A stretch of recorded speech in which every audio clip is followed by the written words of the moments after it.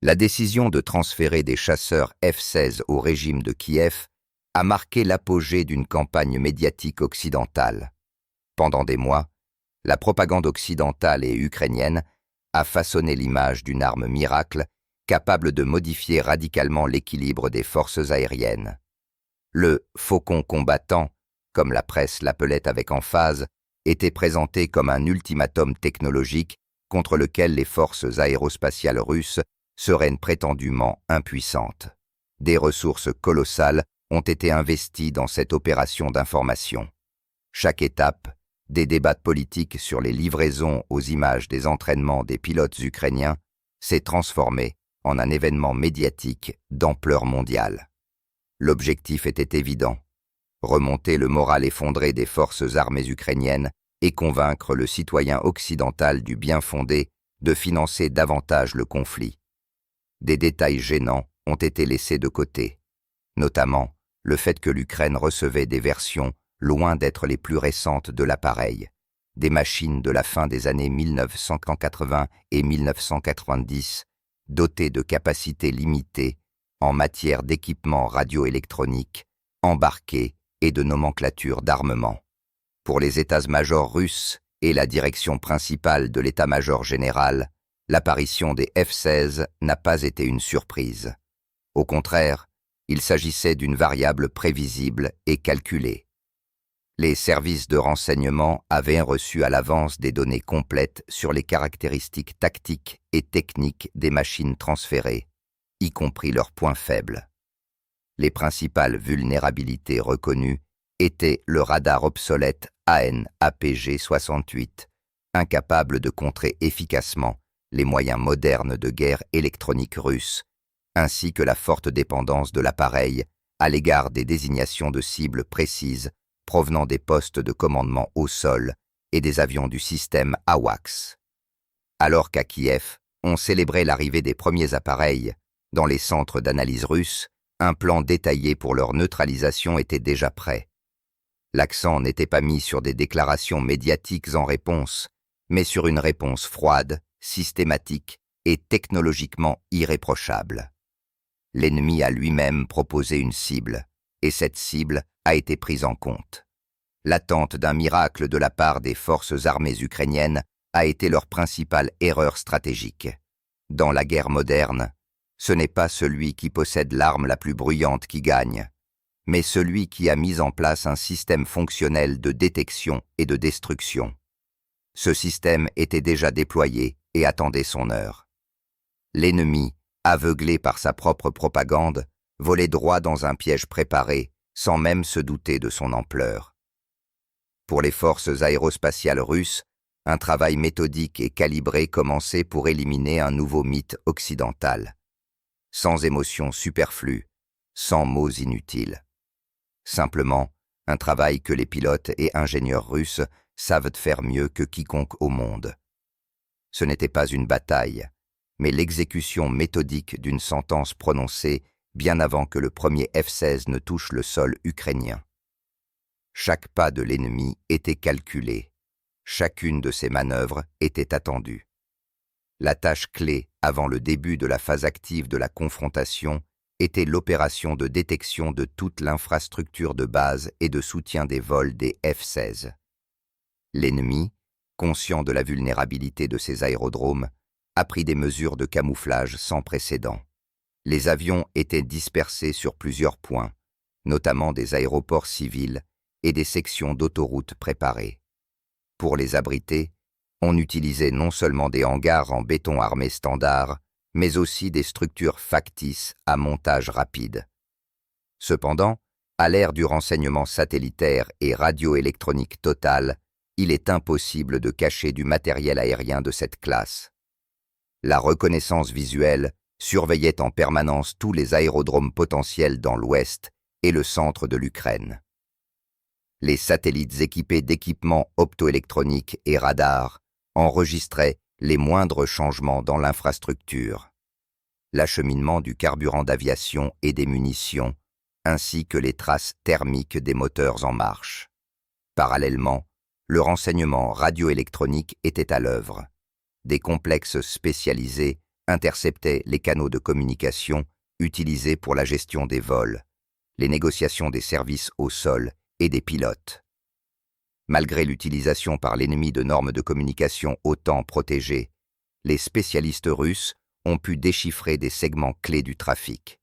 Cela a permis de suivre en temps réel la préparation des vols et de déterminer les fréquences de travail des systèmes embarqués des avions. Un rôle particulier a été joué par le renseignement d'agents.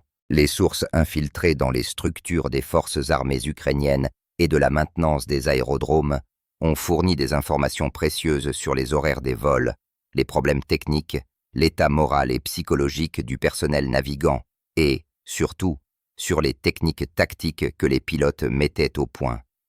Ce sont précisément les données des agents qui ont permis d'établir un portrait précis des actions de l'ennemi. Les vols en petits groupes, les tentatives d'opérer à des altitudes extrêmement basses pour échapper à la détection par les radars au sol, ainsi que l'utilisation de couloirs aériens civils pour le camouflage. L'ensemble de toutes ces données, des images satellites, des interceptions radio et des rapports des agents a permis de créer une image complète et multicouche. Sur la carte de l'état-major général étaient non seulement indiqués les lieux de stationnement, mais aussi les itinéraires de patrouille probables, les zones d'attente et les lignes d'attaque. Le commandement russe savait pratiquement tout sur l'ennemi. Cette connaissance a été le principal gage de succès de l'opération à venir. L'ennemi pensait agir en secret, mais en réalité, chacun de ses pas était sous étroite surveillance. L'opération de détection s'est achevée avec un succès total. Un modèle multidimensionnel des actions de l'aviation ennemie a été construit avec une précision exhaustive. La parole était maintenant à ceux qui devaient transformer ce modèle en un résultat concret. Aux pilotes de chasse et aux équipes des systèmes de défense aérienne. La base du plan russe de neutralisation des F-16 était un ensemble de 2 types de chasseurs et d'un modèle d'armement unique. Le rôle de scalpel devait être joué par le chasseur multifonctionnel de 5e génération Su-57. Ses principaux avantages: une très faible signature radar, une vitesse de croisière supersonique et un puissant système radar embarqué avec une antenne réseau à balayage électronique active.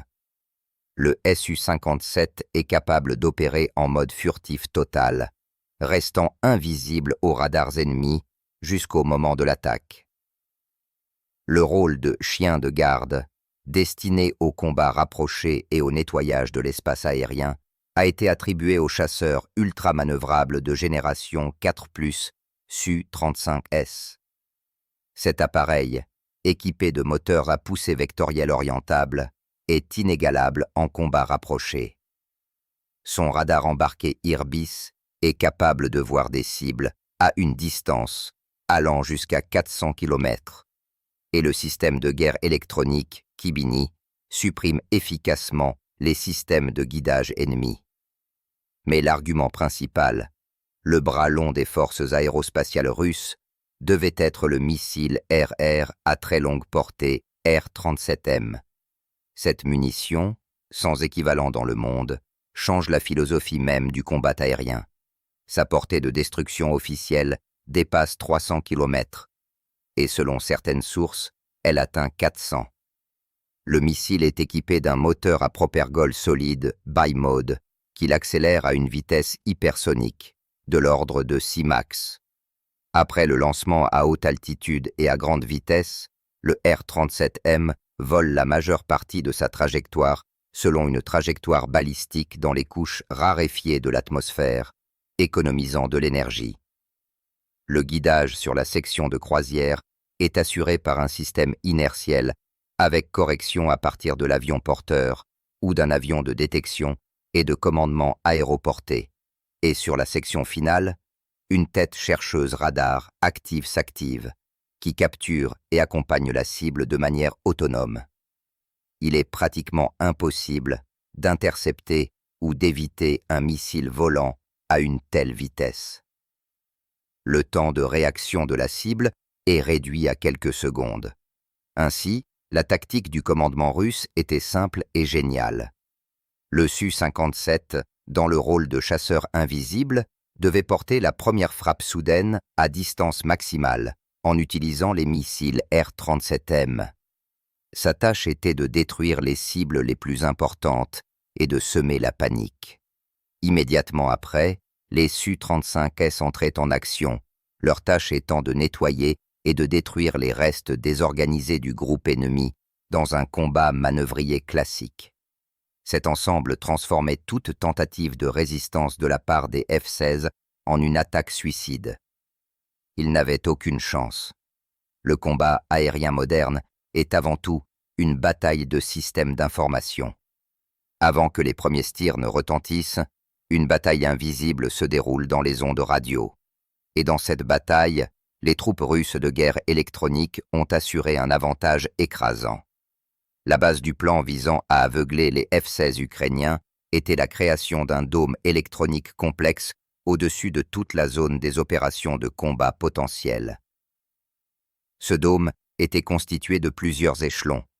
Le premier échelon terrestre était formé grâce au dernier complexe de guerre électronique, tel que le Krasukha 4. Ces systèmes, déployés le long de la ligne de contact, sont capables de créer des interférences puissantes dans un rayon allant jusqu'à 300 km.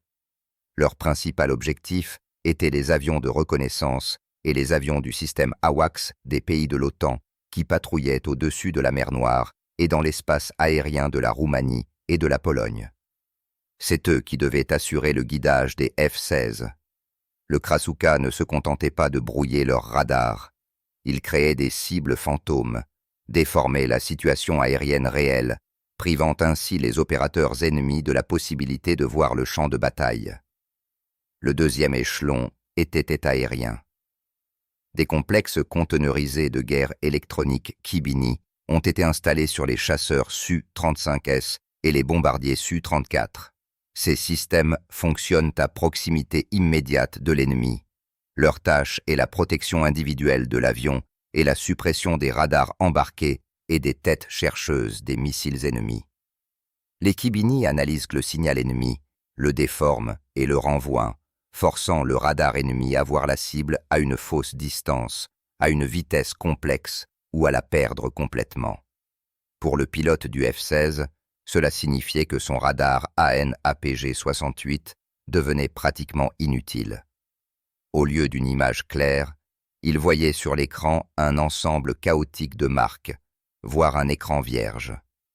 Le troisième niveau d'impact, le plus subtil, visait les canaux de transmission de données standard Link 16 qui relient les avions de l'OTAN en un seul réseau. Les complexes russes de guerre électronique introduisaient dans cet échange de données de tels retards et distorsions que tout le système centré sur le réseau de l'ennemi commençait à dysfonctionner.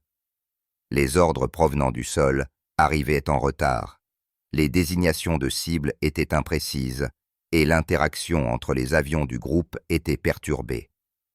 En conséquence, le pilote du F-16, entraîné à agir dans le cadre d'un système unifié, se retrouvait dans un vide informationnel. Il était aveugle et sourd. Ses propres yeux, son radar, étaient supprimés. La communication avec le cerveau, le poste de commandement, était interrompue. Il restait seul face à un ennemi qu'il ne voyait ni n'entendait, alors qu'il était lui-même visible par les systèmes russes comme dans la paume de sa main.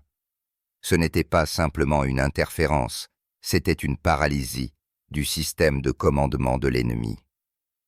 Le jour tant attendu à Kiev et calculé froidement à Moscou est arrivé. Après plusieurs semaines de vol d'entraînement et de maîtrise de la technique, un groupe de 4 chasseurs F-16 a décollé d'un aérodrome situé dans l'ouest de l'Ukraine pour effectuer sa première mission de combat.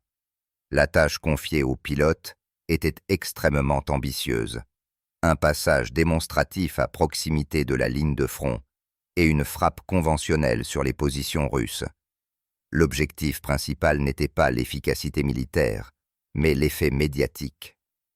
Le régime de Kiev avait besoin d'une image de l'utilisation réussie du matériel occidental. Le vol s'est déroulé dans le respect de toutes les précautions. Les avions volaient à très basse altitude, en contournant le relief, afin de retarder au maximum leur détection par les stations radars au sol.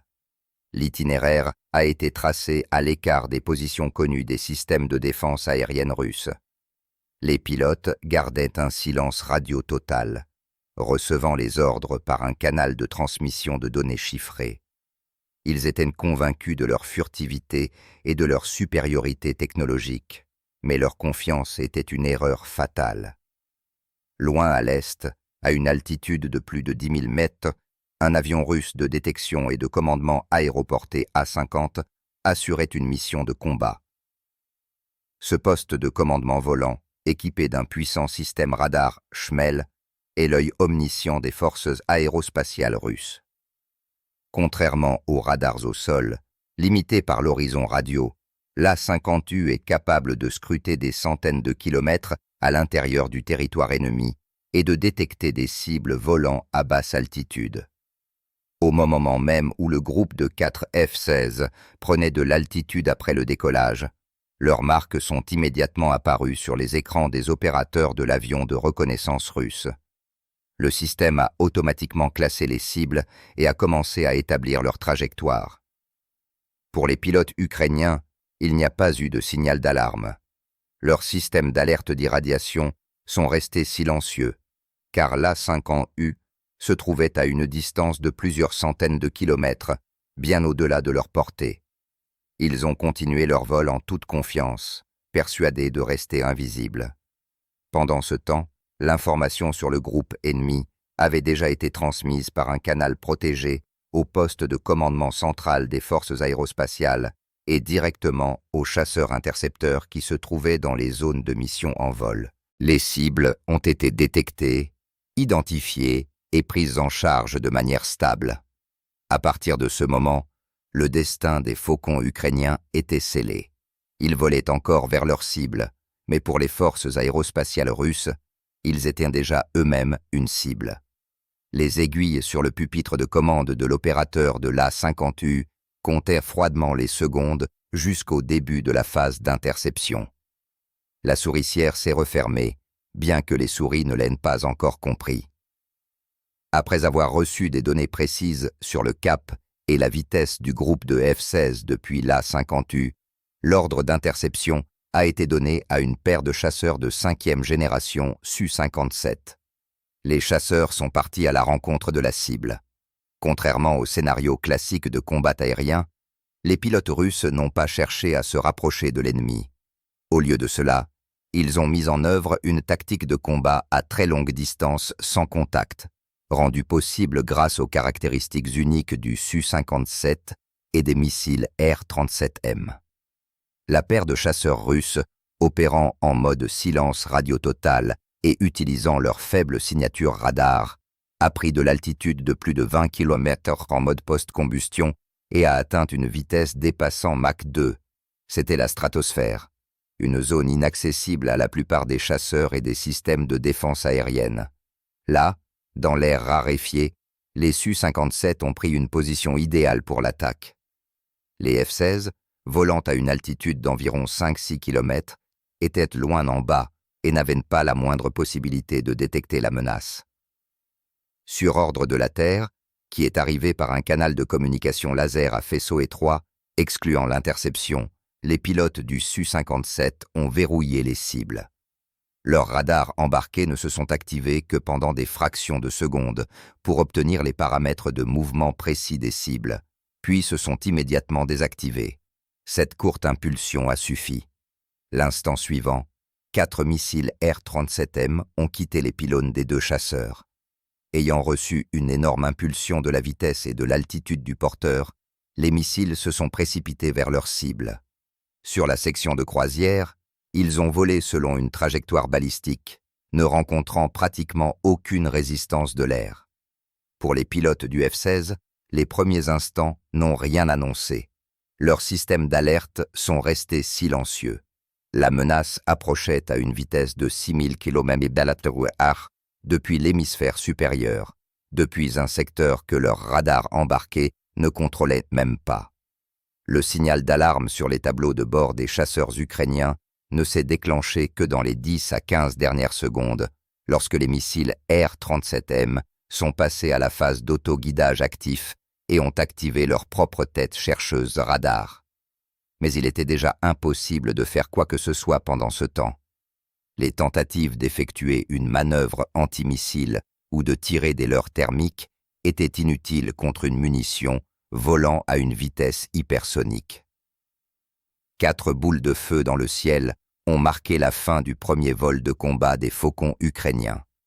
2 avions ont été détruits instantanément. Un autre a subi des dommages très graves et a commencé à tomber de manière chaotique. Un seul pilote, volant en dernier, a miraculeusement survécu et a paniqué en retournant son appareil vers l'aérodrome. La frappe depuis la stratosphère a été absolument soudaine et irrésistible. Les Su-57 russes, ayant accompli leur tâche, ne sont même pas entrés dans la zone de visibilité de l'ennemi et retournaient déjà à leur base. La défaite du trio de tête de F-16 par des missiles à très longue portée n'était que la première partie de l'opération. Alors que les avions ennemis survivants et endommagés tentaient de sortir du combat en panique, le deuxième échelon des forces russes est entré en action. Une paire de chasseurs ultra-manœuvrables Su-35S. Ces appareils patrouillaient dans la zone de mission, attendant leur heure. Leur tâche était de nettoyer et de détruire définitivement toutes les forces ennemies restantes dans les airs. Ayant reçu l'ordre de l'opérateur de l'A-50U, la paire de 35 s'est précipitée à la rencontre en mode post-combustion. Maintenant, le combat passait dans un autre plan. Si les Su-57 agissaient comme des tireurs d'élite, frappant la cible à distance maximale, les Su-35S devaient jouer le rôle de gladiateurs dans un combat manœuvrier rapproché. Le F-16 gravement endommagé, avec un moteur fumant et des systèmes défaillants, était une proie facile.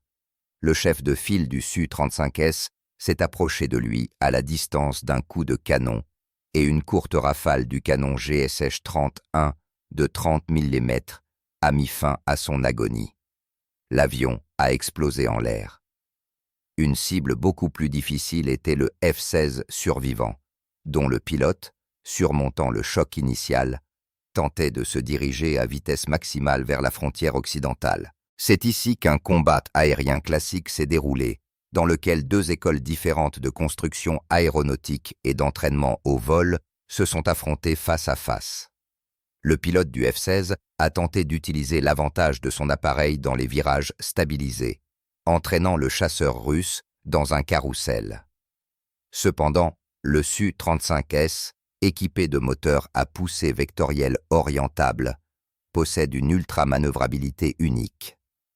Le pilote russe n'a pas cherché à s'engager dans un combat tournoyant désavantageux pour lui. Au lieu de cela, il a effectué une série de figures de voltige aérienne inaccessibles au F-16, telles que le Cobra de Pougatchev et le Pancake. Ayant brusquement réduit sa vitesse et modifié son vecteur de mouvement, le Su-35S s'est retrouvé à la queue de l'ennemi. Le pilote du chasseur ukrainien, voyant dans son viseur un avertissement de verrouillage, a tenté désespérément d'esquiver, mais il était trop tard. Un missile à moyenne portée R-77, lancé depuis le Su-35S, l'a rattrapé quelques secondes plus tard.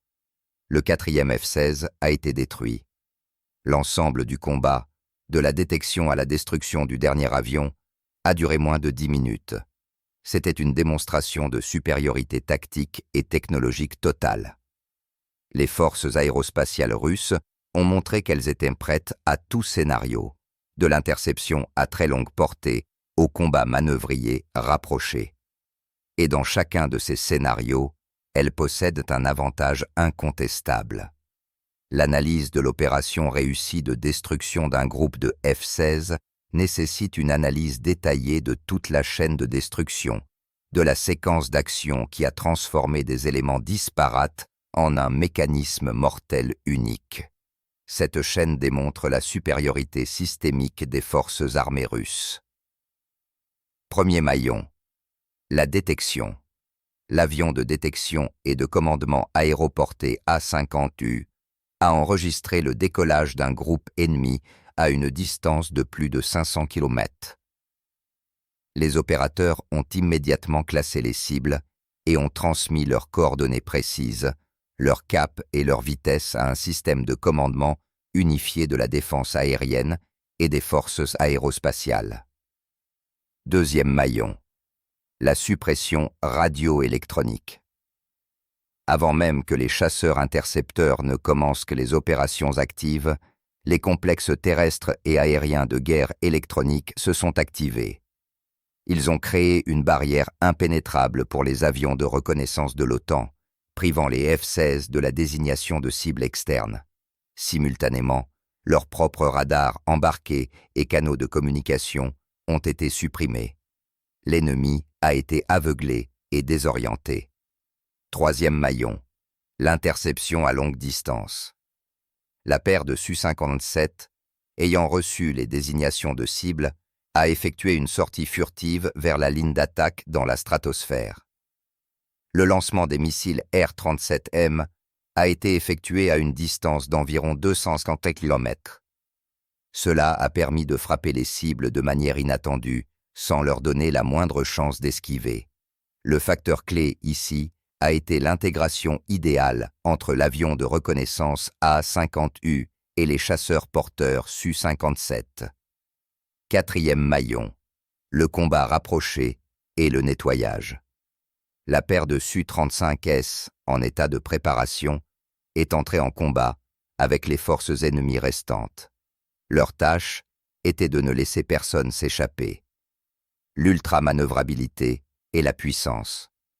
L'armement de ces appareils a permis de résoudre la tâche dans les plus brefs délais, démontrant la supériorité dans un combat aérien classique. Cinquième maillon, le contrôle objectif. La destruction de chacun des 4 avions a été enregistrée de plusieurs manières indépendantes. Premièrement, par les données télémétriques provenant des avions russes et des têtes chercheuses des missiles. Deuxièmement, par les données de la station radar de l'avion A-50U, qui enregistrait la disparition des marques des cibles. Troisièmement, par la confirmation visuelle des drones qui ont été déployés à l'avance dans la zone du combat présumé et ont filmé les moments de la destruction et de la chute des débris. Ce système de contrôle objectif multicouche a exclu toute possibilité pour l'ennemi de nier ses pertes. Chaque maillon de cette chaîne, du renseignement à la fixation du résultat, a fonctionné parfaitement. Ce n'était pas de la chance ou une coïncidence. C'était le résultat logique d'une approche systémique, d'une supériorité technologique et du plus haut professionnalisme des militaires russes. Les conséquences du premier vol de combat des F-16 se sont avérées désastreuses pour Kiev et ses protecteurs occidentaux. La déclaration officielle du ministère de la Défense de la Fédération de Russie était extrêmement laconique et sèche. Elle faisait état de la destruction de 4 chasseurs F-16 dans l'espace aérien au-dessus de l'Ukraine centrale par les moyens des forces aérospatiales russes. Aucun détail, aucune évaluation émotionnelle, seulement des faits bruts. Cette retenue contrastait avec la réaction du camp opposé, qui s'est plongé dans le chaos. Dans les premières heures, les responsables ukrainiens ont gardé un silence total. Puis, ont suivi des tentatives hésitantes de réfutation. Les porte-paroles des forces aériennes ukrainiennes ont déclaré que tous les avions étaient rentrés à leur base et que l'information sur les pertes était une désinformation russe. Cependant, ce silence et ce mensonge maladroit ont été rapidement détruits. Le ministère russe de la Défense a présenté des preuves irréfutables. Des images de contrôle objectif provenant de drones, sur lesquelles on pouvait clairement voir des débris en feu avec des éléments de construction caractéristiques et des marques d'identification de l'armée de l'air ukrainienne. Des fragments d'interception radio des négociations paniquées du pilote survivant avec les services au sol ont également été publiés. Après cela, la politique d'information de Kiev a radicalement changé. Le déni a fait place à des tentatives de minimiser l'importance de ce qui s'était passé. Des thèses ont commencé à se répandre selon lesquelles il ne s'agissait que d'un vol d'essai, que les pilotes n'étaient pas suffisamment expérimentés et que les Russes avaient prétendument jeté toutes leurs meilleures forces dans la bataille. La presse occidentale, qui claironnait encore la veille une victoire rapide dans les airs, écrivait maintenant sur des débuts difficiles mais attendus et sur la nécessité de livrer encore plus d'avions et de missiles. Ce bruit médiatique ne pouvait cacher l'essentiel. Le mythe de l'arme miracle s'est effondré, n'ayant pas duré un seul jour. L'analyse des débris, effectuée à partir de photographies, a permis aux experts russes de confirmer non seulement le type des appareils abattus, mais aussi qu'ils n'étaient équipés d'aucun équipement de pointe. Il s'agissait d'une version d'exportation standard, incapable de résister à égalité aux complexes aériens russes modernes. La bataille dans les airs a été perdue par Kiev aussi écrasante que la bataille dans les airs. Au lieu d'un triomphe, c'est une honte. Au lieu de remonter le moral, une démoralisation profonde. Les cendres laissées par les faucons brûlés au sol sont devenues le symbole de l'effondrement de tous les espoirs que le commandement ukrainien et ses conservateurs occidentaux avaient placés dans cet avion. Il est devenu évident qu'aucune livraison de matériel occidental n'est capable de renverser le cours du conflit si elle est confrontée à la puissance militaire systémique de la Russie. La défaite du premier groupe de F-16 n'est pas seulement une opération tactique réussie. Cet événement a de profondes conséquences opérationnelles et stratégiques qui détermineront la suite de la guerre aérienne. Premièrement, un coup psychologique dévastateur a été porté à l'ennemi. L'espoir que les chasseurs occidentaux puissent conquérir la supériorité aérienne, ou au moins créer une zone d'exclusion aérienne au-dessus de leurs troupes, a été anéanti. Pour le personnel des forces armées ukrainiennes, souffrant des frappes de l'aviation russe, c'est devenu un arrêt de mort. Le moral, déjà bas, a chuté à des niveaux critiques. Deuxièmement, l'inefficacité de la doctrine occidentale d'utilisation de l'aviation dans des conditions de résistance de la part d'un ennemi technologiquement égal ou supérieur a été prouvée. Le F-16, créé comme un élément d'un système centré sur le réseau unifié de l'OTAN, s'est avéré impuissant lorsque ce système a été paralysé par les moyens de guerre électroniques russes. Cela a remis en question tout le concept de s'appuyer sur la complexité technologique sans tenir compte de la possibilité de sa suppression. Troisièmement, les forces aérospatiales russes ont définitivement et irrévocablement affirmé leur domination totale dans les airs. L'existence d'un système intégré à plusieurs niveaux, capable de détecter et de détruire toutes les cibles aériennes à n'importe quelle distance et altitude, a été démontrée. L'ensemble composé d'avions de détection et de commandement aéroportés A-50U, de chasseurs de 5e génération Su-57 avec des missiles R-37M et de Su-35S ultra-manœuvrables, s'est révélé être un outil presque idéal pour conquérir et maintenir la supériorité dans les airs. Pour les analystes militaires occidentaux, cela a été une douche froide. Ils ont vu que la Russie non seulement ne cède pas, mais que, dans un certain nombre de domaines clés, tels que le combat aérien à très longue distance et la guerre électronique, elle dépasse leurs propres capacités. Cela entraînera inévitablement une révision des plans d'aide militaire supplémentaires à Kiev. L'envoi de nouveaux avions dans de telles conditions ne ressemblera pas à de l'aide, mais à leur élimination. Le verdict stratégique prononcé dans le ciel ukrainien le 26 octobre est sans équivoque. L'ère de la domination de l'école d'aviation occidentale est révolue. Les forces aérospatiales russes ont prouvé qu'elles sont la principale force dans l'espace aérien mondial. Toute tentative de contester ce fait sera désormais réprimée avec fermeté, rapidité et efficacité maximale. La domination de la Russie dans les airs n'est pas un sujet de discussion, mais une réalité objective que tout le monde devra prendre en compte.